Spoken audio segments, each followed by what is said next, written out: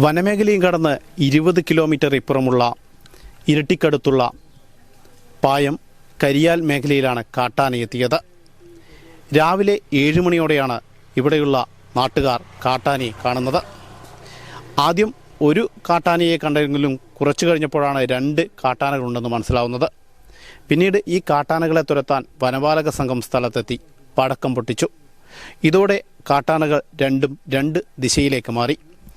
ഒരു കാട്ടാന പായം government UP സ്കൂളിന് സമീപത്തുള്ള പഴശ്ശി ജലസംഭരണിയുടെ പഴശ്ശി പദ്ധതി പ്രദേശത്തെ അക്വേഷ്യ കാടുകൾക്കിടയിൽ തമ്പടിച്ചു നിന്നു.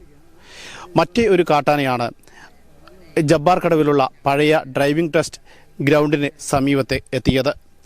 ഇതുവഴി റോഡ് ക്രോസ് ചെയ്ത് കാട്ടാന എത്തുമ്പോൾ ഇതുവഴി വരികയായിരുന്ന ഒരു ഇരുചക്ര വാഹന യാത്രക്കാരൻ കാട്ടാനയെ കണ്ട് ഭയന്ന് ബൈക്കിൽ നിന്നും വീണ് പരിക്ക് പറ്റിയിട്ടുണ്ട്. തുടർന്ന് കാട്ടാന ഈ വട്ടിയറ ഭാഗം, അതായത് എരുമത്തടം വട്ടിയറ മേഖലയിലുള്ള ജബ്ബാർ കടവ് പഴയ ടെസ്റ്റിംഗ് ഗ്രൗണ്ടിന് സമീപത്ത് തന്നെ നിലയുറപ്പിച്ചു. അവിടെയുള്ള റബ്ബറിലും അതുപോലെ തന്നെ തൊട്ടടുത്ത കുറ്റിക്കാട്ടിലൊക്കെയായി കാട്ടാന നിന്നു. ഇതിനെ തുരത്താൻ വനം വകുപ്പിൻ്റെ RRT ടീമും അതുപോലെ തന്നെ വനം വകുപ്പിലെ ഉന്നത ഉദ്യോഗസ്ഥർ ഉൾപ്പെടെയുള്ളവർ സ്ഥലത്തെത്തി പടക്കം പൊട്ടിച്ചും മറ്റ് ശബ്ദങ്ങളുണ്ടാക്കിയും കാട്ടാനയെ തുരത്താനുള്ള ശ്രമം നടത്തി.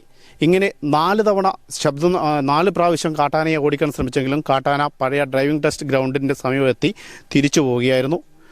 അവിടെ തന്നെ തമ്പടിച്ചു നിന്നു. ഇതോടെ ഇതിൻ്റെ ഭാഗമായി നിരവധി ആളുകൾ ഈ പ്രദേശത്ത് എത്തുന്നത് തടയാൻ പോലീസും വിവിധ ഭാഗങ്ങളിൽ നിന്നു. ആറളം കരിയാൽ ജബ്ബാർ കടവ് പായം റോഡ് അടച്ചുകൊണ്ടായിരുന്നു കാട്ടാനയെ തുരത്തുവാനുള്ള ദൗത്യം നടത്തിയത്.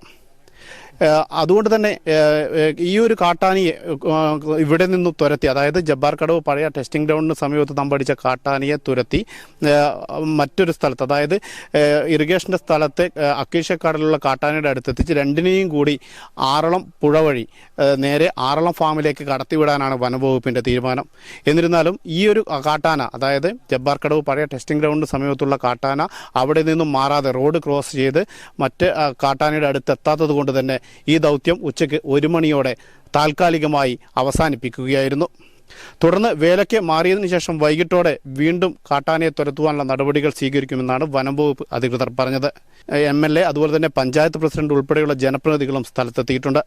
കാട്ടാന വന്നതറിഞ്ഞ് പായം ഗവൺമെൻറ് UP സ്കൂളിന് അവധിയും നൽകിയിരുന്നു. ഏതായാലും കാട്ടാന ഈ മേഖലയിൽ ആദ്യമായിട്ടാണ് എത്തുന്നത്.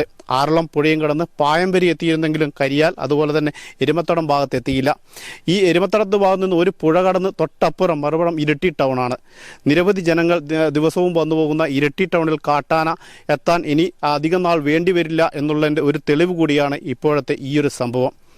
ജനവാസ മേഖല വനവുമായി ബന്ധപ്പെട്ട് ബ്രഹ്മഗിരി വനമേഖലയും അതുപോലെ തന്നെ കൊട്ടിയൂർ വന്യജീവി സങ്കേതവും ഇവിടെ നിന്നും കിലോമീറ്ററുകളോളം അകലെയാണ്.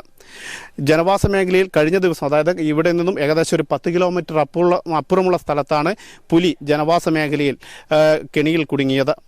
ഇതൊക്കെ പരിശോധിക്കുമ്പോഴാണ് വന്യമൃഗങ്ങൾ വീണ്ടും ജനവാസ മേഖലയിൽ ഇറങ്ങി ജനങ്ങളുടെ ജീവനും സ്വത്തിനും ഭീഷണി തീർക്കുന്ന ഒരു സാഹചര്യം ഉണ്ടാക്കുന്നത്. ഇതിനെതിരെ നടപടി ശക്തമാക്കണമെന്നാണ് ബന്ധപ്പെട്ട നാട്ടുകാരും അതുപോലെ ജനപ്രതിനിധികളും ഉൾപ്പെടെയുള്ളവർ പറയുന്നത്. ഇരട്ടിയിൽ നിന്നും ദീപുവിനോടൊപ്പം ഉന്മേഷ്.